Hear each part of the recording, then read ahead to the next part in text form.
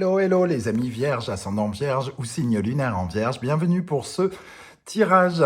On regarde ensemble aujourd'hui la guidance générale pour le mois de mars 2022. Merci à tous de nous rejoindre aussi nombreux sur la chaîne Animanimus Tarot. Je tenais à vous remercier pour tous vos likes, vos commentaires sympathiques que je prends plaisir à lire à chaque fois.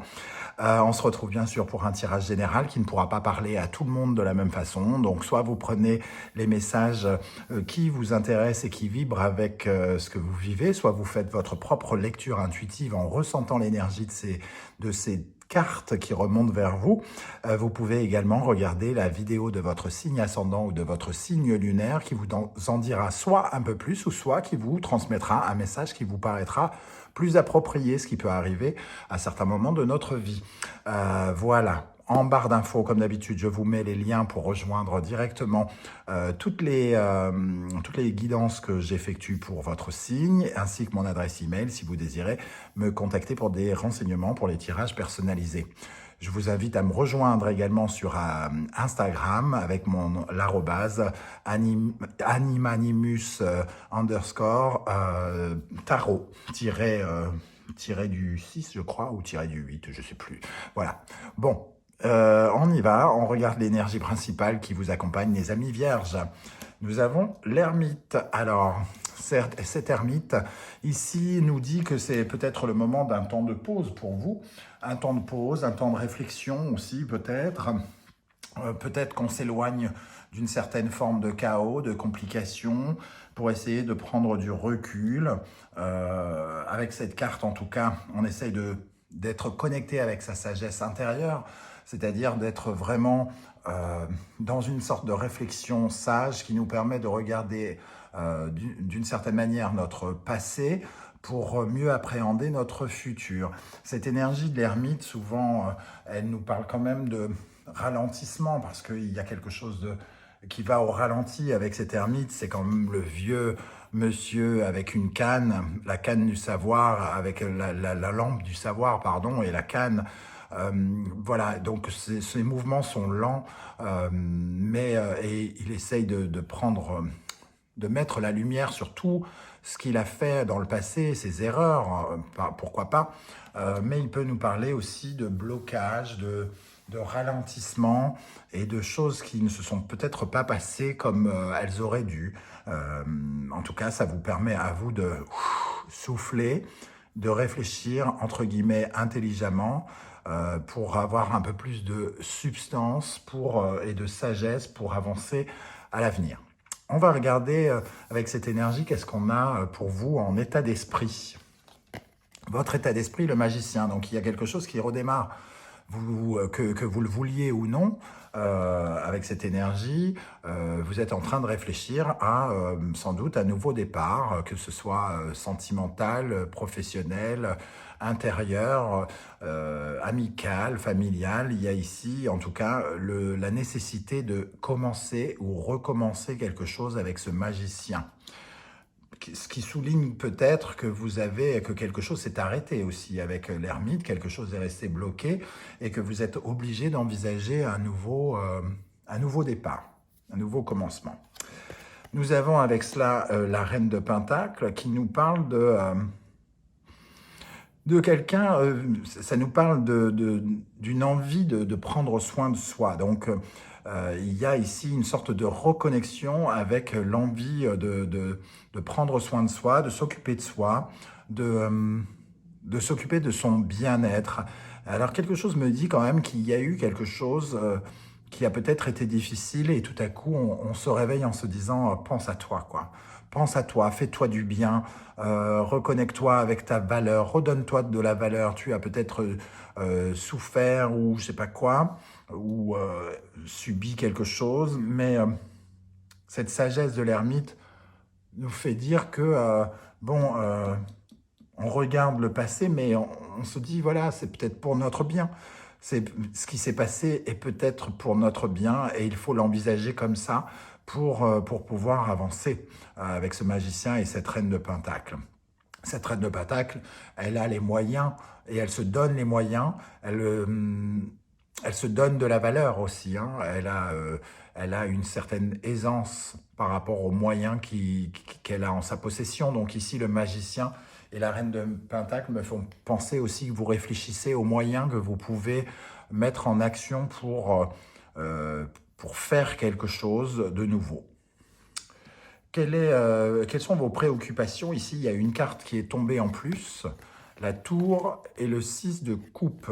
Alors, la tour confirme le fait qu'il y a eu quelque chose, il y a eu quelque chose de bousculant, d'inattendu sans doute dans votre vie, qui est venu un peu déconstruire quelque chose, qui est venu foutre à terre peut-être autre chose. En tout cas, il est question ici d'une certaine forme de prise de conscience. Quelque chose vous oblige ou vous a obligé à, à regarder le passé, le 6 de coupe, autrement. C'est-à-dire que d'un seul coup, il y a quelque chose qui est venu se briser par rapport au passé. Alors, un ancien travail, une ancienne relation, un deuil, quelque chose qui a été un peu bouleversant pour vous, en tout cas à appréhender, mais sur lequel il va falloir reconstruire. Quelque chose s'est déconstruit dans le passé avec le 6 de coupe, dans les souvenirs, dans l'enfance, peut-être pour certains même, et qui est en train qui demande à être reconstruit actuellement, et vous y réfléchissez. Et nous avons avec cela l'énergie du 5 de Pentacle, qui, comme un peu l'ermite, ici ça représente un peu le côté mendiant. Ici on a une mendiante appauvrie, amoindrie, seule, abandonnée, qui ne trouve pas de solution, qui ne sait pas quelles sont les solutions. Donc c'est quelque chose sans doute qui vous a laissé, ou qui vous laisse actuellement, puisque c'est quand même dans votre préoccupation, donc ça peut être très récent, comme être très lointain pour d'autres, hein. Ici, en tout cas, on s'est senti acculé de problèmes, acculé de doutes, on se sentait seul, abandonné, dans un sentiment profond d'insécurité, soit affective, soit insécurité financière, pourquoi pas. En tout cas, quelque chose où on n'arrivait pas à trouver de solution, hein. On voit bien que cette jeune fille ne regarde pas la clé qui peut ouvrir la porte et qui peut être une issue pour elle. Elle ne croit pas. Donc c'est un événement qui sans doute vous a donné l'impression que tout s'effondrait, hein, peut-être sous vos pieds. Alors, maintenant, quel est votre défi, justement, par rapport à peut-être cette complication? Votre défi, le valet de bâton et le 2 d'épée. Avec le valet de bâton, le défi, c'est vraiment d'avoir une espèce de curiosité et d'être sans doute reconnecté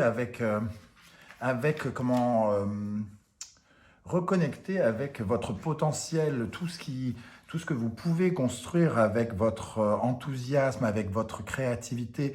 C'est vraiment vous intéresser comment dire, à toutes les incroyables choses que vous pourriez faire, à votre potentiel. C'est-à-dire que là, il y a quelque chose qui vous a laissé amoindri, et votre défi, c'est de croire en nouveau en vos capacités à créer quelque chose, à avoir des projets, à mettre en place des choses, à faire des choses. C'est un peu comme si vous aviez constamment des idées avec le valet de bâton, et vraiment que vous cherchez à saisir l'idée, le désir qui aura le plus d'impact pour votre avenir.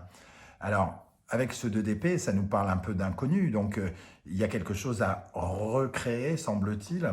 On recrée des projets nouveaux par rapport au fait peut-être d'avoir déconstruit quelque chose. Un peu comme quand on se sépare de quelqu'un et que il va falloir remettre de la vie dans sa vie, entre guillemets, et il va falloir recréer quelque chose, il va falloir avoir de nouveaux buts, et ici, votre défi, c'est justement de recréer des choses. On voit avec le magicien, de vous redonner de la valeur, de retrouver votre potentiel et de chercher dans votre parcours, dans votre passé, tout ce qui a été, tout ce qui est bénéfique, tout ce qui est puissant en vous, toutes vos capacités à affronter l'inconnu. Ici, avec le 2 d'épée, il y a des incertitudes par rapport à votre route. Mais pour l'instant, il est question avant tout d'avoir les idées qui vous emmèneront et qui vous permettront de choisir la future route, qu'ici vous ne visualisez peut-être pas encore, hein. Et il y a surtout une sorte de retrouver un équilibre mental ici avec le valet de bâton en mettant votre esprit au service de vos idées plutôt qu'au service de quelque chose qui vous a atteint et qui vous a blessé. Quel est l'événement qui va marquer votre mois de mars, amis vierges? Le 5 de coupe. Bon, ici on parlait de quelque chose qui s'est cassé la figure, qui a été compliqué. Et le 5, déjà, nous parle de changement. Le 5 de coupe, ça nous parle de cette période où on accepte le deuil, hein, quelque part.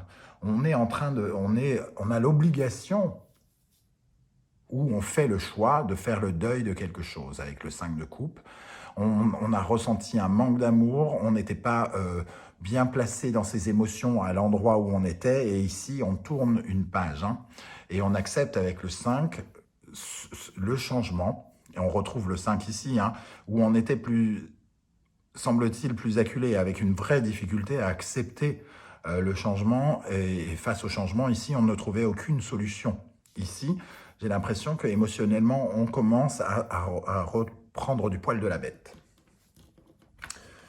Avec cela, on a le 7 de Pentacle. On se rend compte que finalement, la guérison, elle se fait petit à petit, et c'est peut-être ce qui va se passer ici pendant le mois de mars. Vous allez guérir petit à petit, peut-être des petits événements vont vous permettre de tirer un trait sur ce qui s'est passé et avancer. Le 7 de Pentacle, c'est quand on commence à mettre les petites graines dans l'espoir d'en récupérer les fruits, d'en récolter les fruits plus tard. Qu'est-ce qu'on a avec le 5 de couple et le 7 de Pentacle pour les vierges, pour l'événement marquant du mois de mars sur le 5 de coupe et le 7 de Pentacle? Le page d'épée. Le page d'épée, on voit en tout cas, c'est encore une sorte d'apprentissage, hein. Il y a une certaine forme de curiosité ici, on est en phase d'observation. Le page d'épée, c'est aussi peut-être des communications internet, ordinateur, communication. C'est avoir une nouvelle façon de communiquer aussi et de mettre en place de nouvelles idées. Le page d'épée, c'est souvent le geek de service, mais c'est aussi celui qui peut être un peu impulsif, qui peut attaquer aussi, hein. Il peut y avoir un peu d'attaque dans ce personnage qui n'est pas forcément toujours le plus bienveillant de tous. Il y a quelque chose vraiment où il cherche peut-être un peu la petite bête. Donc, mais il y a quand même quelque chose où peut-être un petit sentiment de révolte après le deuil pour certains d'entre vous. Qu'est-ce qui va être un plus pour vous? Donc le plus, c'est-à-dire qu'est-ce qui va vous aider pendant ce mois de mars? Avec le 5 d'épée, on nous parle bien de cette... le 5 d'épée, c'est souvent quand on se prend la tête, hein, quand ça tourne en boucle dans la tête. Mais ici, on peut voir du côté positif des choses, déjà un changement dans la façon de percevoir les choses, un changement de communication, peut-être un peu plus... un côté peut-être un peu plus agressif, hein. En tout cas, on a la possibilité, grâce à cette énergie, comment dire, de mettre en avant ses compétences aussi, et il y a un côté un petit peu plus confiant dans cette énergie avec le 5 d'épée, parce que finalement, on combat les idées, peut-être les idées noires, on combat ces idées un peu douloureuses, et on retrouve le 5-5-5. Il y a quelque chose qui vous redonne confiance ici pendant le mois de mars, avec l'énergie du fou en plus, qui nous dit que... magicien fou, on reprend conscience et confiance en soi pour amorcer un nouveau tremplin et pouvoir enfin tourner une page et passer à autre chose. On en a conscience et on en a besoin, et on y réfléchit, hein. C'est à ça dont on réfléchit pendant le mois de mars, semble-t-il, hein. Qu'est-ce qui, au contraire, pourrait vous ralentir, amis vierges? Le chevalier de bâton et le diable. Bon, les choses sont claires ici. Qu'est-ce qui pourrait vous ralentir? La tentation. La tentation et le côté un peu auto-sabotage avec le chevalier de bâton, hein, parce que ici, il y a un côté charismatique dans les deux personnages.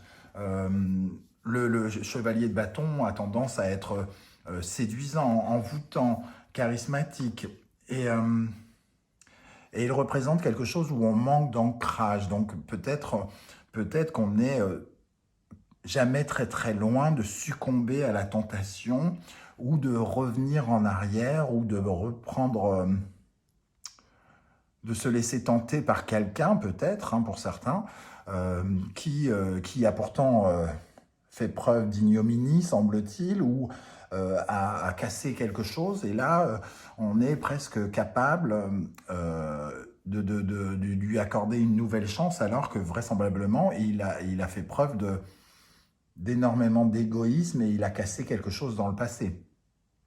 Il a remis en cause notre confiance. Et ce qui pourrait nous ralentir, c'est d'à nouveau avoir soit confiance en cette personne, ou soit être en tout cas dans une sorte d'illusion et de regarder plus nos peurs que notre potentiel à nous et notre capacité à nous régénérer et à nous faire du bien tout seul. Un peu, ça nous parle un peu de dépendance, hein, aussi. Euh, Dépendance affective, dépendance de toutes les sortes de dépendances. Ce qui pourrait vous ralentir, c'est d'avoir le sentiment de ne pas être capable seul de faire quelque chose. Et d'avoir presque envie de vous raccrocher à quelque chose qui n'est pas forcément fécond pour vous et qui ne serait peut-être pas une bonne idée, vu que c'est ici dans le domaine de ce qui pourrait vous freiner.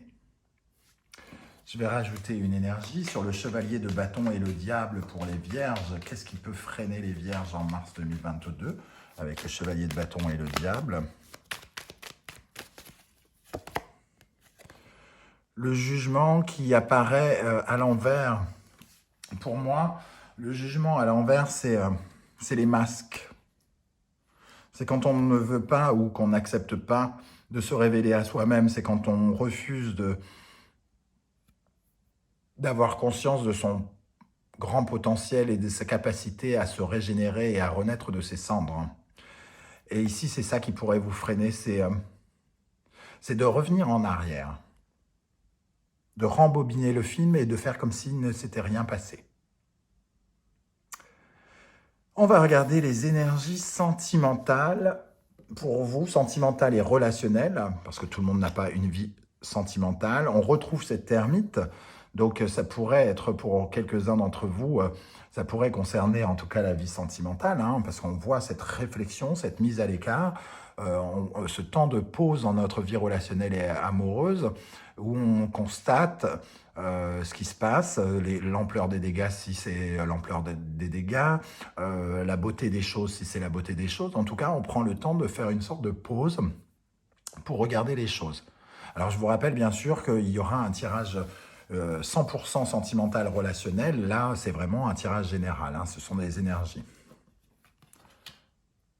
L'ermite et l'empereur. On réfléchit à notre stabilité, hein, on réfléchit à notre solidité sentimentale et relationnelle. Donc on est vraiment dans cette idée que dans le relationnel ou le sentimental, on pourrait être attaché à quelqu'un qui a une sorte d'autorité sur nous, un pouvoir sur nous, et on réfléchit à notre pouvoir et au pouvoir de cette personne, soit pour décider de le suivre, alors que ça semble pas être la meilleure solution ici, soit de penser à notre goal, comme dirait l'autre, de penser à nous, de nous mettre en avant, et de surtout ne laisser personne prendre une place qui n'est pas la sienne, c'est-à-dire la nôtre. Donc il y a quelque chose d'assez de baser sur l'ancrage. Quel est votre ancrage? Qu'est-ce qu'on a avec l'ermite et l'empereur dans le domaine sentimental et relationnel pour les vierges en mars 2022? L'étoile. Avec l'étoile, on essaye d'être à sa juste place, de se montrer tel que l'on est. Et donc, on essaye de réfléchir à son propre pouvoir en essayant de ne pas sombrer dans la dépendance, dans l'envie de repartir dans une relation peut-être toxique pour certains, ou en tout cas de retomber dans certains travers pour ceux qui sont en couple, qui ne fonctionnaient pas et qui ne donnaient rien. On verra dans la guidance 100% sentimentale qu'est-ce qu'on peut avoir de plus, évidemment. Dans le domaine professionnel et matériel, nous avons l'énergie du chevalier de Pentacle. Vous travaillez donc lentement mais sûrement, comme dirait l'autre. Avec le chevalier de Pentacle, on est très sérieux, on est pointilleux, on va dans les détails. Dans le domaine professionnel, on essaye de, comment dire, d'investir, hein, entre guillemets, si on parle de sous, le chevalier de Pentacle viendrait nous parler d'investir. On fait des choses avec précaution, mais pour que ce soit pérenne. Donc on met son argent en bonne place pour qu'il devienne de plus en plus... pour qu'il s'accroisse tranquillement, sans prendre de risques. Et si on est dans le travail, ben on met en place des choses avec beaucoup de sérieux, de rigueur, pour qu'ensuite on puisse le garder pendant longtemps. Donc il y a un côté pérenne avec le chevalier de Pentacle, c'est celui qui ménage sa monture, hein. C'est le seul chevalier qui n'est pas sur son cheval, qui n'est pas au galop dans le tarot. Et donc il y a quelque chose où on veut s'ancrer davantage, on veut... par exemple, on est en CDD et on veut un CDI, c'est cette démarche-là. On veut tout faire pour que ça soit plus solide, plus long et que le projet dure plus longtemps. Et avec ça, le chevalier de Pentacle et le 2 de bâton, on est en train peut-être de travailler sur quelque chose pour un projet qui nous projettera vers l'avenir. On est en train de faire des plans, on prépare quelque chose, on prépare des projets d'avenir qu'on trouve peut-être ici avec le valet de bâton. On essaye de voir comment mettre en place l'avenir, hein, ici. L'avenir, mais on ne se presse pas, on n'est pas dans une sorte de course, on veut juste bien faire les choses et bien choisir. Parce que, sans doute, on veut respecter la reine de Pentacle et on veut aller dans le sens de notre bien-être. Qu'est-ce qu'on a avec le chevalier de Pentacle et le 2 de bâton en mars 2022? Le cavalier d'épée. Alors, à contrario du chevalier de denier, le cavalier d'épée, c'est celui, au contraire, qui va très vite, qui est un peu dans la détermination, qui fait les choses avec peut-être parfois un peu de précipitation. Moi, je le vois plutôt ici comme quelqu'un qui fait beaucoup de démarches, qui a beaucoup d'idées et qui essaye de mettre en place les choses, tout en arrivant avec... beaucoup de détermination, de force. Il y a un côté guerrier dans le cavalier d'épée. Je ne ressens pas forcément, dans un premier temps, sa vivacité. Je ressens plutôt sa détermination, son côté guerrier, à aller chercher quelque chose. Ce regard porté vers une nouvelle aventure, vers un nouveau voyage. Et on fait des plans, on structure, on réorganise. On réfléchit à l'avenir, quels sont mes désirs, qu'est-ce qu'il vaut mieux faire, plutôt ci, plutôt ça, quelles options sont à notre portée. Voilà, et donc il y a un côté guerrier plutôt ici, hein. Ou alors, pour certains, on vous reprochera peut-être le fait d'être lent, justement, dans une tâche, dans votre travail. Et ici, il y aura quelqu'un qui voudra vous dépasser, aller plus vite et avoir une certaine compétition. Vous seriez un peu deux concurrents, un qui va lentement mais sûrement et un qui fait tout très précipitamment. Ça ne veut pas dire qu'il le fait mal, mais en tout cas, il peut, beaucoup plus que vous. Dans le domaine intérieur, nous avons l'énergie du roi d'épée. et du 4 de coupe. Le roi d'épée, c'est celui qui est vraiment, bon, déjà c'est le roi intelligent, on va dire, du tarot, celui qui a de l'esprit, qui est un penseur éclairé, qui a de la logique. Il a une très bonne communication et il est leader. Donc il y a quelque chose qui me dit quand même qu'intérieurement, vous, vous vous reconnectez peut-être quand même grâce à cet ermite qui vous apprend la sagesse, à vous reconnecter avec certaines de vos responsabilités, avec votre pouvoir à gérer vous-même votre vie, parce que justement, vous observez le 4 de coupe qui représente toutes vos insatisfactions, votre ennui peut-être, votre incapacité à être stable émotionnellement, et lui, le roi d'épée, comme il est beaucoup plus tranchant et qui n'est pas porté sur le cœur, mais plutôt sur la tête, il dit je vais reprendre les rênes, puisque le cœur a tendance à flancher et peut-être à faire des erreurs, mais en tout cas ne fonctionne pas bien ou n'a pas bien fonctionné, je vais reprendre le pouvoir, je reprends la responsabilité et c'est moi qui vais prendre les décisions, c'est moi qui vais trancher et aller vers l'honnêteté, vers la sincérité et vers ce qui me correspond le mieux. Voilà en tout cas comment je ressens cette énergie pour vous, les Vierges. Comment se termine votre mois de mars? La Lune et le 9 d'épée. Bon, ça reste quand même le brouillard. Il y a quand même des choses qui qui s'éclairent, semble-t-il, pendant le mois de mars, parce que vous êtes quand même dans une énergie d'aller vers la nouveauté et de peut-être guérir de quelque chose qui a été, qui s'est déconstruit. Mais ici, on ressent quand même, bon, le combat n'est pas terminé tant qu'on n'a pas éclairé l'avenir et sa capacité à voir ce qui va se passer plus tard. On reste dans le flou total, on reste perdu un peu avec la Lune, perdu avec ses peurs, ses angoisses, ses incertitudes.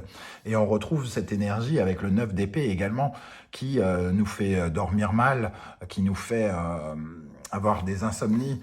Mais il ne faut pas oublier que parmi ces corbeaux, il y a aussi cette colombe qui viendra vers vous. Donc ne soyez pas trop dur, ne soyez pas trop défaitiste.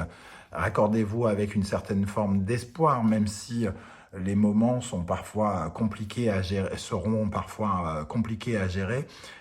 Rappelez-vous quand même qu'il y a toujours des solutions, même quand on a l'impression qu'il n'y en a pas. Voilà les amis vierges, comment je ressens ce tirage. N'hésitez pas à me dire comment ça vibre avec votre vie, comment ça se matérialise dans le concret. Je serais heureux de vous lire et de vous répondre. Comme à chaque fois, je suis toujours très intéressé de voir comment le tarot parle dans le concret, surtout dans des tirages généraux. Et voilà, et n'hésitez pas à continuer à me soutenir, à m'encourager et à m'aider à faire grandir la chaîne en likant cette vidéo, en la partageant sur vos réseaux sociaux et en vous abonnant. En tout cas, je tenais à vous remercier d'être là et je vous dis à très très vite pour de nouvelles guidances. Ciao, ciao.